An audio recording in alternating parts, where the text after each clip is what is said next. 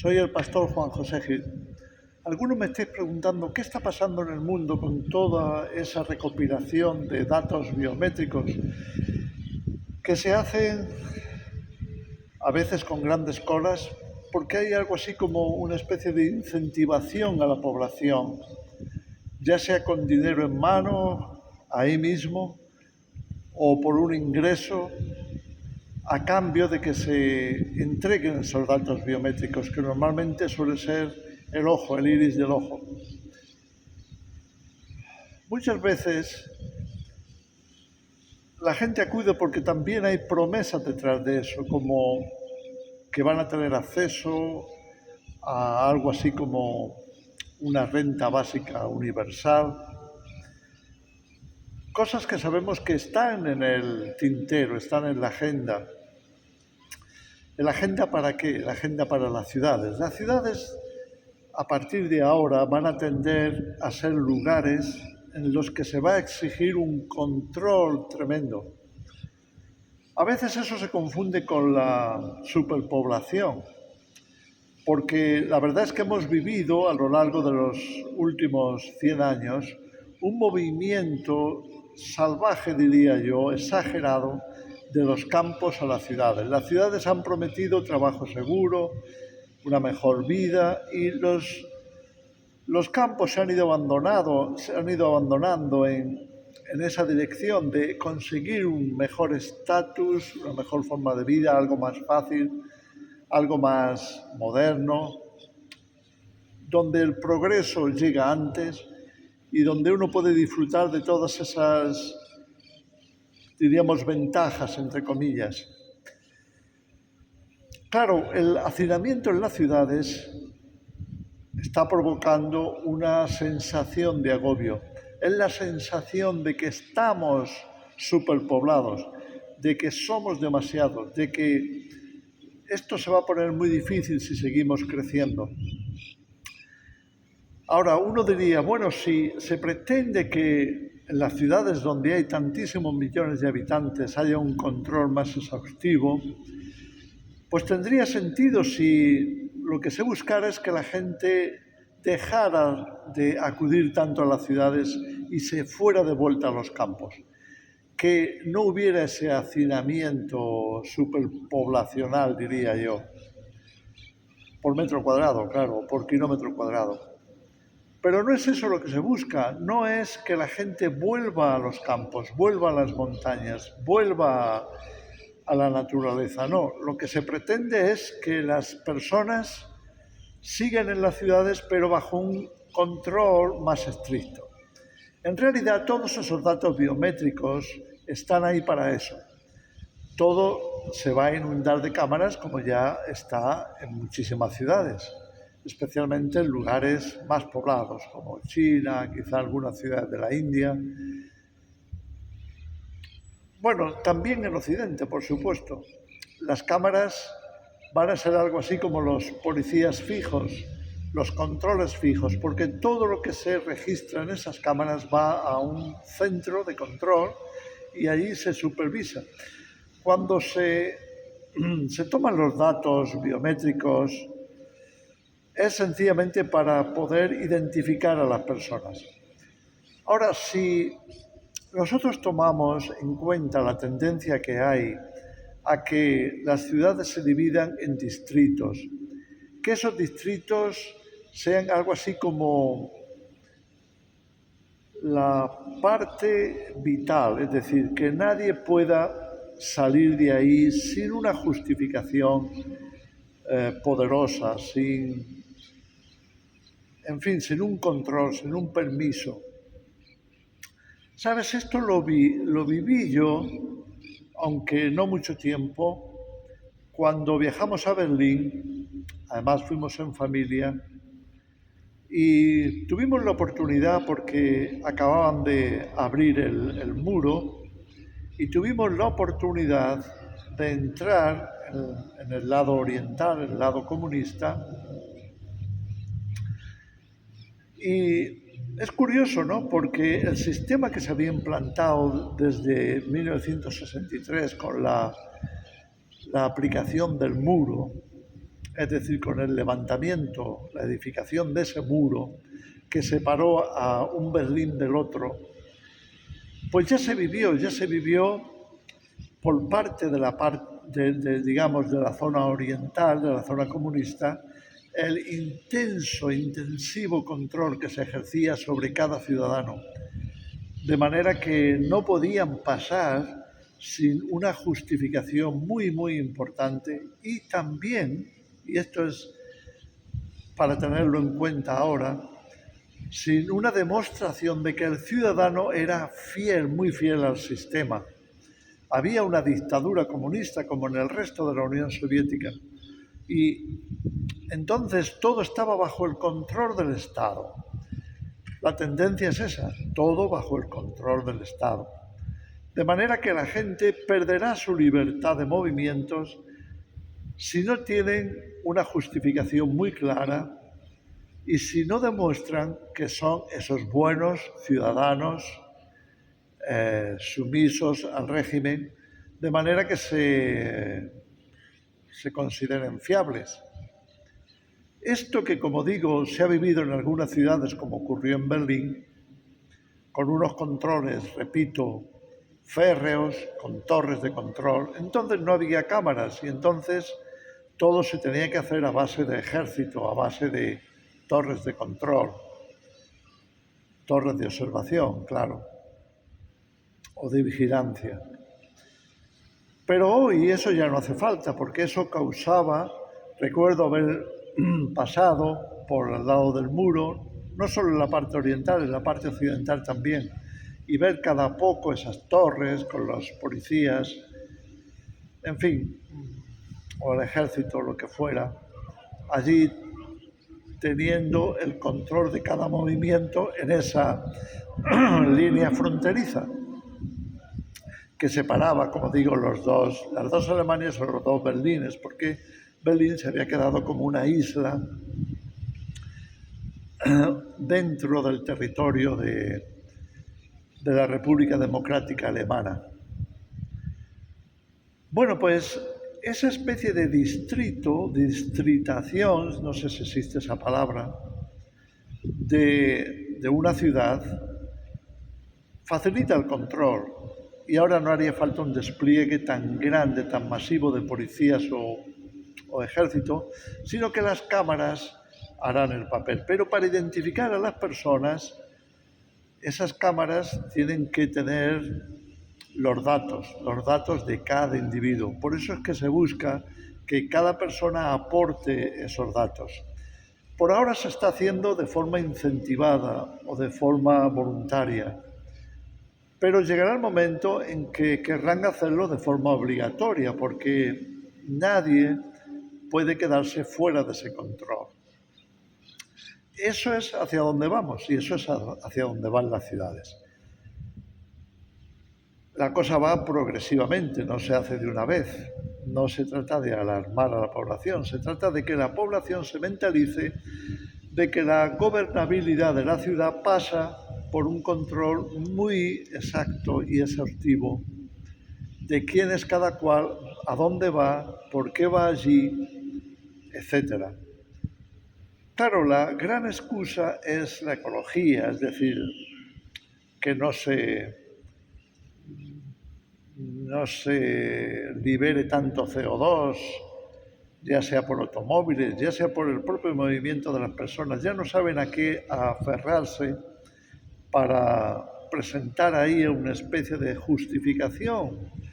¿Por qué? Porque de lo que se trata es sin duda de la privación de libertades. Hace aproximadamente un año, no sé exactamente si un poco más o un poco menos, sentimos la necesidad de grabar un vídeo que se llama así, El fin de las libertades, porque ya se veía con todos esos datos, se veía exactamente hacia dónde está yendo la sociedad y cómo estamos avanzando de una forma tremenda. Disculpad si, porque yo me estoy escuchando el eco en este largo túnel aquí debajo de la carretera. y no sé si molestará con el sonido, espero que no. Y entonces, bueno, estuvimos avisando de esta realidad hacia la que vamos, hacia la que van las ciudades. No se trata de que la gente se dé cuenta de que las ciudades están superpobladas y regresen a los campos, sino que se queden en las ciudades, ahora eso sí, viviendo en distritos. Ahora los llaman ciudades de 15 minutos o barrios de 15 minutos, no sé cómo les llamarán finalmente, pero en realidad son distritos, algo parecido a los guetos, sin ser raciales, donde esté todo. En esos distritos tiene que estar todo de manera que no tengas que salir nunca. Y si tienes que salir, tendrá que ser con una muy buena justificación. Pero sin duda, esos distritos no tendrán más de quizá una milla de radio, o sea, de diámetro, o quizá, bueno, no sé, quizá 1,5 km, 2 kilómetros. Lo que uno tarda por eso se llaman así de 15 minutos, lo que uno tarda en cruzarlo en 15 minutos.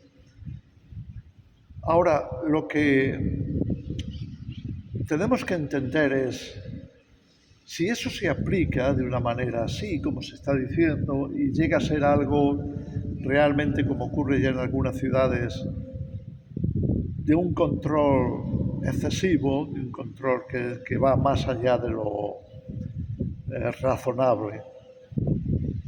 ¿Qué va a pasar? ¿Qué va a pasar cuando un joven que está buscando a una chica para casarse la ve en YouTube o en donde sea, la ve en cualquier,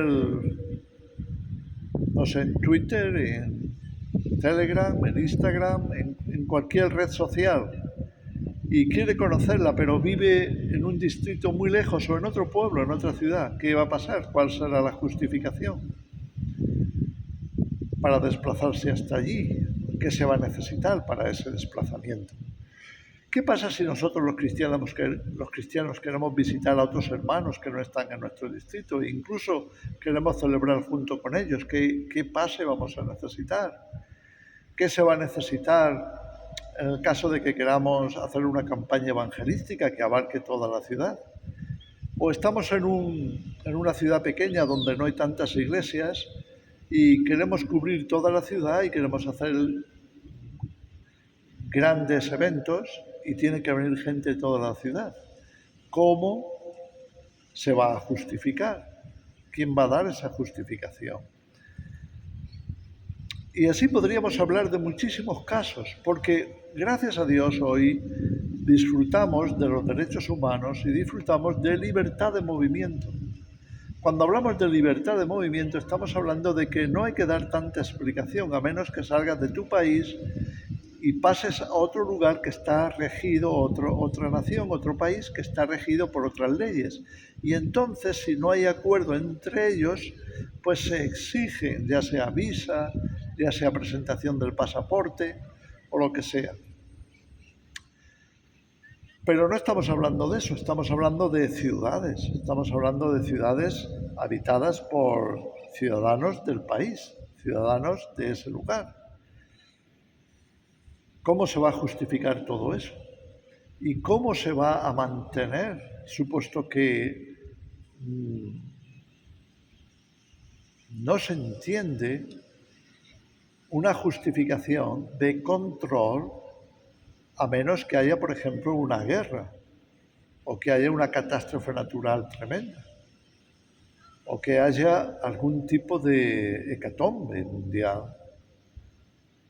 Entonces, en la vida normal, en el día a día, ¿cómo se va a implantar un régimen de ese tipo de control? Y ya lo están haciendo en algunas ciudades. Ya hemos visto cómo cerraban distritos o cómo cerraban incluso edificios para un control. Así que estamos hablando de cosas que están ahí, están en las noticias, están algo así como saliendo a la luz.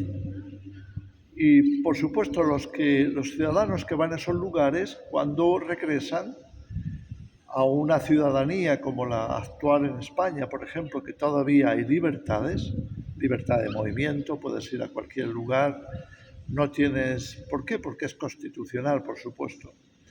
No tienes por qué andar con justificaciones, no tienes por qué dar tantas explicaciones, pero la sociedad está yendo cada vez más, un poco como este túnel, hacia un lugar desconocido. Nos quieren decir que allá al fondo las cosas van a ir mejor porque hay un poco de luz, pero realmente esa luz que se ve al fondo sale a un lugar mejor o ¿a dónde nos conduce? Porque si se trata de tener que perder libertades, tener que ceder nuestros datos más personales, tener cámaras por todos lugares, tener un control hasta el punto de dividir las ciudades en distritos bajo supervisión y control. ¿Hacia dónde vamos? Y entonces surgen miles de preguntas. ¿Estamos yendo hacia un estado dictatorial absolutista? ¿Estamos yendo hacia un concepto diferente de la libertad? ¿Nos querrán poner leyes nuevas justificándolas con algún tipo de historia, con algún tipo de, no sé, de temor? ¿Qué está pasando y hacia dónde vamos? Entonces, bueno, como cristianos tenemos que tener los ojos abiertos. Estamos hablando de la necesidad de respirar la libertad, entre otras cosas porque eso es el Nuevo Testamento, ese es el nuevo pacto de Dios con la humanidad, es un pacto de libertad. Jesús no solo nos liberó de la ley, nos liberó de la esclavitud. La palabra de Dios nos enseña que hemos sido llamados a libertad y que por tanto no nos hagamos esclavos de los hombres. Y eso incluye a los gobiernos, y eso incluye a las grandes instituciones mundiales, y eso incluye a todos, porque el ser humano todavía goza de una Carta Universal de los Derechos Humanos que fue aprobada en la ONU en 1948 y que yo sé que se está tratando de reformar y se está tratando incluso de que se olvide, pero sabemos que es una carta justa, es una carta que es un cántico a la libertad y no sabemos cuánto nos va a durar. Por eso yo animo a tantos a que piensen en alejarse lo más posible de las ciudades. Así no estarán ni bajo superpoblación ni bajo amenaza de tantas imposiciones y leyes que les van a privar sin duda alguna de su libertad.